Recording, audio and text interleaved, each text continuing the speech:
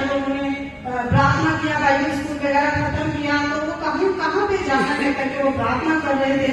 उस समय परमेश्वर ने उनको दर्शन दिया कि मैं तुम्हें पंजाब लेके जाना है, तू पंजाब ले जाना करके। उन्होंने कभी पंजाब का नाम भी नहीं सुना, उन्होंने कभी पंजाब का मैप भी नहीं देखा था। जब पंजाब का नाम उनके कान में पड़ा तब जाकर उन्होंने पंजाब का मैप देखा कि पंजाब कहाँ पे पड़ता है। तो उन्होंने उस मैप को देखने के बाद उनको पता चला कि मुझे पंजाब इस तमिलनाडु जो है बिल्कुल नीचे है और पंजाब जो है बिल्कुल ऊपर है, और ये कितने घंटे का है, कितना दिन लगता है, कुछ नहीं पता। परमेश्वर ने कह दिया कि पंजाब जाना है, तो पंजाब के लिए वो प्रार्थना कर रहे थे। और उनको ये भी नहीं पता पंजाब में मैं कैसे जाऊंगा, क्योंकि कोई लिंक नहीं था, कुछ नहीं था, उनको कुछ समझ में नहीं आ रहा था। लेकिन प्रार्थना कर रहे थे, प्रभु अगर आप कहते थे पंजाब जाना है तो मैं जाऊंगा, लेकिन मैं कैसे जाऊंगा ये मुझे नहीं पता, आप मुझे लेके जाइए। उसी समय मेरे पास्टर जगन मोहन जो मेरे पास्टर हैं, उन्होंने उस समय चले गए हुए थे हमारे इस चर्च में, तो उनको जरूरत था दो लोगों की जो उनकी सेवकाई में मदद करे। पंजाब में चंडीगढ़ में सेवा करते थे, तो उसे वहाँ पे मदद करने की उनको जरूरत था। तो उन्होंने कहा हमें 2 लड़कों की जरूरत है। हमारे सैम सुंदर पास्टर से कहा हमें 2 लड़कों की सेवा के लिए जरूरत है, आप हमें दीजिए। उसी समय उन्होंने कहा, मेरे पति जो मुथुराज है उनसे जाके कहा कि तुम्हें पंजाब जाने के कॉलिंग आई है और तुम वहाँ पे जाओ करके सैम सुंदर पास्टर ने कहा। तो उसी के अनुसार वो पंजाब में रवाना हुए और आते उनकी पंजाब की एंट्री पता कैसे हुआ। वो ट्रेन में, पंजाब वाले लोकल ट्रेन में वो बैठ गए थे और दिल्ली से जो चंडीगढ़ आना था वो ट्रेन में वो बैठ गए थे। तो वो ट्रेन में बहुत रश था, इतना रश, इतना भीड़ था। तो उसमें बैठ के जो उसका गेट था, उस गेट के पास ऐसे पकड़े हुए थे और उस समय उनको एक भी शब्द हिंदी का नहीं आता था। हिंदी होते ताकि हम चल जाएगा, पंजाबी में चलने की जरूरत नहीं, हिंदी का एक शब्द तक नहीं पता था। और वो गेट पकड़ के ऐसे खड़े थे, लोग इधर से दबा रहे, इधर से दबा रहे, और एक सरदार जी आए थे, उन्होंने कहा तुम हाथ उठाओ मुझे रास्ता दो। उनको समझ में नहीं आया कि क्या बोल रहा है, फिर भी उन्होंने ऐसे हाथ रख के खड़े थे। उस सरदार जी को पता लग गया कि ये तो मजाक कर रहे, मेरे बात नहीं सुन रहा है, कर उसको जोर से मेरे पति मुखराज को एक थप्पड़ मारा और उस थप्पड़ को उन्होंने सह लिया और उनको फिर से कि तुमने क्यों मुझे मारा है उसे पूछने के भी उनको भाषा नहीं आती थी और उसे सहकर उनको समझ में नहीं आ रहा था मैं क्या इसको बोलूं। उसे सहकर उनकी स्वागत कैसे उन्हें एक थप्पड़ के साथ इस पंजाब में उनका स्वागत हुआ और वो पंजाब आए। उसके बाद वो पंजाब में मेरे पास्टर के अधीन रहकर वो सेवकाई किए। उन दिनों में मैं भी प्रार्थना कर रही थी, मैं भी नई मसीह में आई हुई थी और मैं प्रार्थना कर रही थी तो मेरे घर के लोग मेरे लिए रिश्ता देख रहे थे, हिंदू में देख रहे थे। मेरे परिवार के लोग सारे मसीह में नहीं है, सारे हिंदू थे और हिंदू हमारी रिश्तेदारियों में वो रिश्ता मेरे लिए देख रहे थे। लेकिन मैं मसीह को ग्रहण की हुई थी और मैं चाहती थी कि मेरी शादी एक पास्टर के साथ हो। मैं सेवा करना चाहती हूँ प्रभु, मैं चाहती थी कि मेरी शादी एक दास के साथ हो और मेरे परिवार के लोग हिंदू में शादी करने के लड़का उसको ढूंढ रहे थे। और उन्हीं दिनों में परमेश्वर ने अद्भुत से अगुवाई किया। मेरे पास्टर ने आकर हमारे घर में पास्टर मुखराज के बातें की और शादी की बातें की। तो परमेश्वर कैसे दया हुई, मेरे माँ बाप मान गए उनके साथ शादी करने के लिए और वो चले से मैंने कभी उनको देखा नहीं और कभी उनके बारे में इतना सुना नहीं। तो हम लोग, मैं जन्म से ही चंडीगढ़ में रहती हूँ, मेरे माँ बाप चंडीगढ़ में रहते हैं तो हम साउथ के, लेकिन चंडीगढ़ में काफी साल से हम रह रहे हैं। अब लोग आए तो उस समय से हमारी शादी में, मैं शॉर्टकट में बताऊंगी, शादी हुई और शादी के बाद 1.5 साल तक हमारे पास के साथ रहकर वहाँ पे हम लोगों ने सेवा किया। सेवा करने के बाद हम परमेश्वर ने उनको बताया तुम यहाँ से अलग होना है और अपनी चर्च, मतलब तुम अलग होकर जिस जगह पे कलीसिया नहीं है वहाँ पे जाके तुम कलीसिया शुरू करना करके परमेश्वर ने उनको बताया। तो उनको समझ नहीं आ रहा था कहाँ पे जाकर मैं सेवा करूँ, किस जगह पे सेवा करूँ, उसके लिए वो प्रार्थना कर रहे थे। और उस समय उपवास करकर वो सेवा करूं, क्योंकि पंजाब के बारे में मुझे इतना पता नहीं है, किस जगह जाऊं मैं सेवा करने के लिए। उस समय 40 दिन के उपवास कर उन्होंने अगुवाई के लिए प्रार्थना किया। और प्रार्थना करते एक बेटी उन दिनों में उस चर्च में नाभा से एक बेटी चंडीगढ़ आई हुई थी, हमारे चर्च में आई हुई थी। वहां से उसको देख के आके हमसे बातचीत करके वो चली गई। कुछ समय के बाद वो बेटी उस 40 दिन के उपवास प्रार्थना में चिट्ठी लिख रही है कि हमारे नाभा में कोई चर्च नहीं है, आप लोग आके यहाँ पे शुरू करो।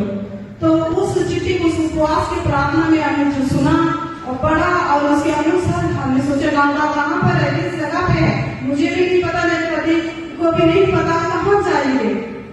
तो फिर भी हमने पूछताछ किया कहाँ पे है, कैसे है, सारा पूछताछ करके हमने प्रार्थना किया। और प्रार्थना करने के बाद हमारे पास्टर से मेरे पति ने बात किया कि मुझे नाभा जाना है। तो नाभा की सारी बातें ली और डिटेल्स लेकर वो लोग यहाँ पे आए। नाभा में आकर उन्होंने मकान ढूंढा और मकान हमें मिल नहीं रहा था, क्योंकि ये तो बाहर के लोग हैं, इनको कहाँ से मकान हम देंगे। वो जगह मैंने ढूंढा, मेरे पास और मेरे पति दोनों ने मकान ढूंढा, एक भी मकान हमें नहीं दे रहे थे। तो एक आंटी थी, अचानक उन्होंने कहा कि हमारे घर छत पे एक मकान है, आप लोग वहां भी आके रह सकते हो, मैं क्रिश्चियन स्कूल में पढ़ी हूँ, इसलिए मुझे क्रिश्चियनिटी के बारे में कुछ पता है, आप यहाँ भी आके रह सकते हो कहा। तो उसी के अनुसार चले गए। जाने के बाद उस बेटे जिसने हमें बुलाया, उसके पापा ने उस मकान मालिक को जाके कह दिया वो लोग आएंगे नहीं यहाँ पे, वो लोग तो और पास से जाएंगे, यहाँ नहीं आएंगे, करके उस मकान को कैंसिल करवा दिया। फिर वो लोग फोन करके हमें पूछ रहे क्या आप नहीं आना? हमने कहा तो हमने तो आना है, बुक तो करके आए हम। वो कह रहे कि उस लड़की के पापा ने ऐसे कैंसिल कर दिया है। तो फिर हम पक्का खाएंगे, अगले दिन ही हम सामान उठा के उस घर में हम आ गए। हालेलुया। मेरे प्रिय, ऐसी जगह जहाँ पे हम जानते नहीं थे, जब आए वो पुल, वो सारी कुछ जो पटियाला का पुल था, वो सब कुछ उनके दर्शन में परमेश्वर ने दिखाया और कहा कि यही जगह है जो तुझे मैंने दर्शन में वहाँ चेन्नई में दिया था, और उसके अनुसार तुम्हें यहाँ पर मैं लेके आया हूँ, इसी जगह पे तुम्हें सेवकाई करने करके प्रभु ने कहा। उसके बाद हम लोग यहाँ पर आए और जिस मकान को मैंने देखा, मैं देख के हैरान हो गई। वहाँ पर इतनी बड़ी खिड़कियां हैं, वहाँ पे शीशा नहीं है, ठंड का मौसम है। शायद 96 में हमारी शादी हुई, 98 में हम लोग शायद यहाँ पे आए थे। तो दोनों खिड़कियां इतनी खुली थी और दरपाल लगे हुए थे, हवा आ रही थी, और उसे एक कमरा था, एक हॉल था, उस कमरा में परमेश्वर हम लोग रहे। और ये सब कुछ हमें सिर्फ परमेश्वर के ऐसा है। हवा, ठंड का मौसम था, दोनों तरफ हवा आ रही थी, उसमें ना किचन था, ना बाथरूम था, और ना और कोई रूम था, सिर्फ एक ही हॉल था। उसी में हमने बेड डाला, उसी में एक किचन एक पास रखा, बीच में थोड़ी जगह थी, उसी में हमने आराधना स्टार्ट किया। मैं और मेरे पति ने दोनों ने मिलकर उस आराधना को पहली बार हमने वहां पे शुरू किया है। और शुरू करके इतनी कमियां, इतनी मुश्किलें, उन दिनों में मैं बहुत बीमार रहती थी और दवाइयां लेने के पैसे भी नहीं होते थे, और उसके बाद में बीमार हो जाती थी। और मेरे पति जो हैं, उन पैसे उनके पास भी नहीं होते थे, उनको भी जुकाम हो जाता था, यहाँ का ठंड उनको सहन नहीं बैठता था। वो सुबह फिर भी 4 बजे उनको प्रार्थना करते थे, ठंड के मौसम में भी 4 बजे उनको प्रार्थना करते थे, और पूरी सुबह वो चीखते रहते, लेकिन प्रार्थना नहीं छोड़ते थे, प्रभु से प्रार्थना करते रहते और चीखे मारते रहते। इतनी उनकी छाती, उनको तबियत खराब रहता था, लेकिन हमारे पास दवाई लेने के लिए भी उस समय पैसे नहीं थे, और कई बार तो हमें खाना खाने के लिए भी पैसे नहीं होते थे, खाना भी नहीं होता था। कई बार 1 रुपया 2 रुपया मिलता था, उसे ढूंढ कर हम एक कुलचा लेकर दोनों आधा खाकर हम जीते थे। लेकिन कभी भी मैंने अपने परिवार को नहीं बताया। आज मेरे परिवार वाले शायद पहली बार सुन रहे होंगे ये बात को, इनको नहीं बताया, ना उन्होंने उनके परिवार वालों को बताया। ये सब कुछ हमने इसीलिए कहा कि मेरे परमेश्वर ने इस जगह पर एक बहुत बड़ा काम यहाँ पे लेना है, इसीलिए ये सारी परिस्थिति में हमें लेके जाना। हमें विश्वास था कि परमेश्वर इन सारी बातों से वो हमें निकाल के लेके आएंगे। मेरे प्रिय, आज के हालात तो आप देख रहे हैं, अच्छे हालात में हम लोग हैं, लेकिन वो हालात अगर आप देखेंगे तो आप सोचेंगे कि आप वो लोग हैं ये, ऐसे कहेंगे। वो वैसे हालात था वहां पे। एक छोटी सी उसी रूम में उनको हिंदी बोलना इतना प्रॉब्लम लगता था। जब चंडीगढ़ में थे वो तमिल में बोलते थे, मैं हिंदी में ट्रांसलेशन करती थी, लेकिन यहाँ वहाँ तमिल लोग काफी देर चल जाता था। लेकिन पंजाब में आने के बाद कोई तमिल वाले नहीं है, एक भी तमिल वाले नहीं है। तो पंजाबी में बोलना उनको कैसे करें, किस तरह करें? फिर उन्होंने क्या किया, 5-5 मिनट मेरे से बात करते थे। मैं उनको शनिवार को मैसेज तैयार करके हिंदी में पढ़ते और सारा तैयारी करके 5-5 मिनट करके वो इतवार की आराधना में हिंदी में ही बोलते थे। और इतनी अच्छी वो हिंदी में बोलने लगे। अभी तो वो इतनी अच्छी पंजाबी बोलने लगे। मुझे अभी तक पंजाबी में बात करना नहीं आता, लेकिन वो इतनी अच्छी पंजाबी बोलने लगे। गाँवों में जाकर वो सेवाएं करते थे। ऐसी हमारी जिंदगी शुरू हुई। इतनी आगे के समय को आप देखते हैं तो कहेंगे ये वही लोग हैं। ऐसी कठिनाइयों को हमने सामना किया है, ऐसी परिस्थितियों को हमने सामना किया है। परमेश्वर ने अच्छी जमीन लेने के मदद किया, अच्छी कलीसिया बनाने को मदद किया, अच्छे लोगों को हमें दिया। आज ये जो तैयारी किया है, हमारे बच्चे विश्वासी बहनों ने, बच्चों ने मिलकर ये सारी तैयारी किया है। मुझसे 1 रुपया नहीं लिया, मेरे पास आकर एक बात नहीं पूछते, सब कुछ अपने आप उन्होंने तैयार किया। उस दिन का भी जो था वो सारा कुछ उन्होंने तैयारी किया है। मैं क्या कहना चाहती हूँ, उन्होंने सारी बातें किस तरह हमें परमेश्वर ने अपने दर्शन वाली जगह पे यहाँ पे लेके आए हैं। अपने दर्शन के अनुसार वो चले हैं। यहाँ आने के बाद हमारी जिंदगी में गरीबी आई, बीमारी आई और शैतान बहुत बार हमें गिराता था, बहुत बार कहता था कि सेवा छोड़कर चले जाओ। कितनी नकारात्मक बातें, कितनी बदनामी की बातें, बहुत कुछ हमारी जिंदगी में आया। कहता था तुम यहाँ से चले जाओ, लेकिन फिर भी हम लोग अड़े रहे, क्योंकि ये जगह परमेश्वर ने हमें दिया है।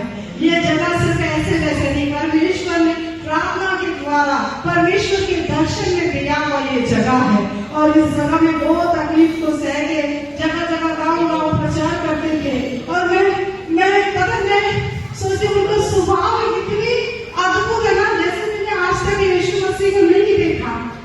आप लोग कह रहे शायद आप लोग इतना समय इतना करीब नहीं मिले होंगे, लेकिन मैं 24 साल उनके साथ बिताई हूँ। मैंने यीशु मसीह को नहीं देखा, लेकिन मैंने यीशु मसीह के स्वभाव को, यीशु मसीह को उनके अंदर देखा है। उनके अंदर देखा, कोई आकर उनको गाली देता था और वो सुनी अनसुनी करके चले जाते थे। मैं बोलती थी आप उसको बोलते नहीं, ये नहीं करते, लेकिन मेरी बातों में सुनी अनसुनी करके चले जाते थे। वो कितनी बातों में क्या बताऊं, एक नहीं दो नहीं, कितनी बातों में बता सकती हूँ। ऐसे सुबह आप लोग तो देखें, लेकिन घर में भी उनका सुबह ऐसे ही रहता था। जब वो नहीं होते, हमारे घर भी सुनसान पड़ा होता था। मैं एक तरफ, मेरे बच्चे एक तरफ होते थे, और लेकिन वो होते ना, हमारे घर में इतनी खुशी होती थी। ऐसा लगता था जैसे 10-15 लोग मेरे घर में हैं। हंसी मजाक करना, बिना मतलब की डांस करते थे, बिना मतलब की आराधना करते थे, बिना मतलब की हम लोगों से जोक मारते थे, हमें हंसाते थे। मैंने आपका मुंह तो हमेशा चलता ही रहता है। जब बीमार हो गए तब भी उनका मुंह बंद नहीं हुआ। घर बैठे हुए भी वो जूम कॉल अटेंड करना, कभी क्या मीटिंग अटेंड करना। मैं कहती थी अभी तो आप आराम कर लो, कहते अभी मैं आराम नहीं करना, अभी मेरे पास काम है। जो काम परमेश्वर ने, जो सेवा मुझे दिया है, उस सेवा को मैं पूरा करना है। मेरे प्रिय, बीमारी के हालत में भी मैं कितने बार कहा आप आराम कर लो, तभी वो आराम नहीं करते थे। जूम कॉल में, जूम मीटिंग में बैठ जाते थे। किसी न किसी तरह लोगों को आशीषित करना है, जो भी सेवा मिले। ये नहीं कि मुझे सिर्फ प्रचार करने को बुलाएंगे, प्रचार का सेवा मिलेगा वही मैं करूंगा, ऐसा नहीं। जो भी उनको सेवा मिले, वो सेवा को वो दिल से करते थे। एकदम परमेश्वर के पागल थे वो, क्या कह सकते। धूम ऐसे थी। उनके जो बाइबल स्कूल के फ्रेंड्स हैं, वो भी मुझे अभी बता रहे हैं कि जो उस समय उसके अंदर जोश था बाइबल स्कूल के समय, वही जोश आज तक नहीं खत्म हुआ। बाहर जाइए, बाहर कितनी मीटिंग अटेंड करेंगे, आपके घर में बैठेंगे ना, घर में एक दिन चलो रेस्ट करना, ऐसे नहीं सोचेंगे। घर में आते फिर चर्च की मीटिंग रख लेंगे, बिना मतलब स्तुति आराधना, बिना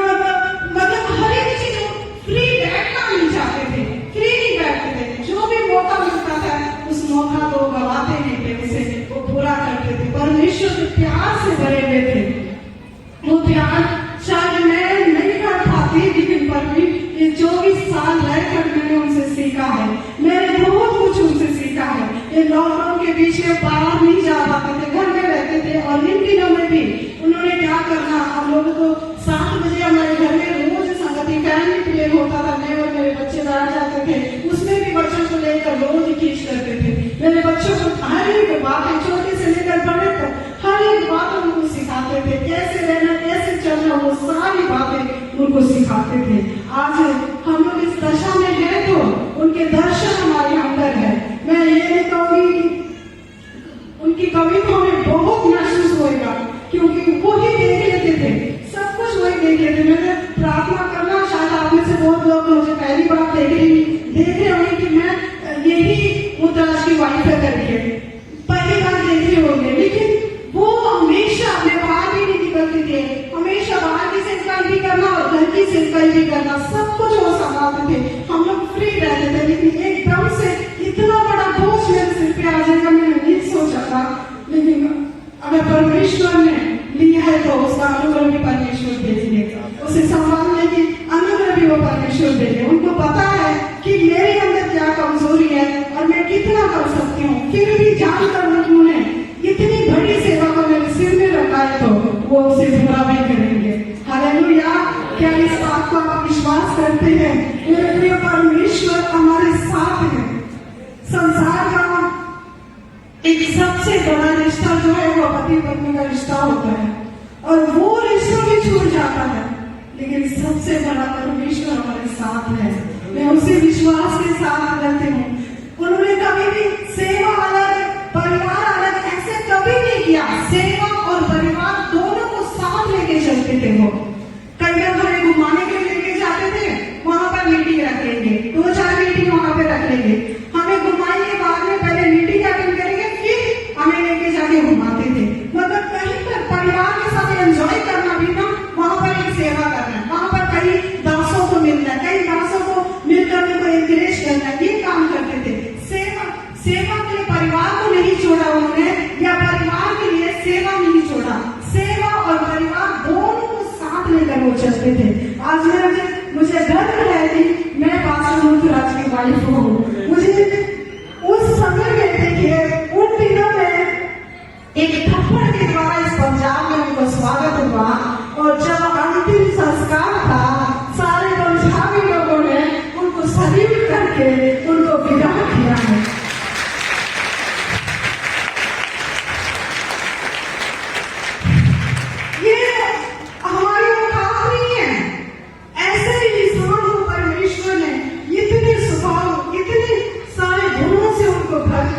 उन्हें तैयार किया है, और वो अभिषेक मैं विश्वास करती हूँ मेरे अंदर, मेरे परिवार के अंदर भी है और मेरी कलीसिया के अंदर भी है। हालेलुया! आज मैं आप सभी का भी मैं धन्यवाद करती हूँ, आप सभी जो इस सभा में आए हैं, हर एक पास्टर का मैं धन्यवाद करती हूँ। शायद आप लोगों को मैं यहाँ पे मौका नहीं मिल रहा है, लेकिन आपसे हर एक सब कहने का उनके बारे में आप कुछ ना कुछ कहेंगे। समय नहीं होने के कारण हम सब आप सभी को मौका नहीं दे पा रहे हैं, बड़ा अफसोस हो रहा है, लेकिन जरूर आने वाले समय में हम आप सब लोग एक एक करके हमारी कलीसिया में आकर आरोप के बारे में कुछ ना कुछ गवाही देंगे। हालेलुया! और आप हमारे लिए लगातार प्रार्थना करिए, हमारे परिवार की प्रार्थना करिए, जो हम लोग हमेशा उनके ऊपर डिपेंड थे, आज एकदम से वो चले गए तो ये जुदाई में सहना बहुत मुश्किल है, और इस जुदाई के लिए आप लोग प्रार्थना करिए, उनकी दया, परमेश्वर की दया और अनुग्रह हमें संभाले। हर दिन, जैसे सिस्टर जी ने कहा, 1 मिनट तो हर दिन हमारे परिवार के लिए प्रार्थना करें। जरूर आप सब लोग 1 मिनट मेरे लिए, मेरे परिवार के लिए, मेरे बच्चों के लिए प्रार्थना करिए।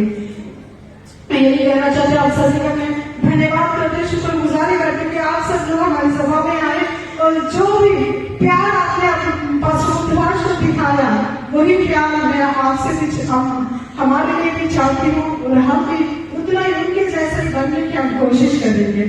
धन्यवाद करते।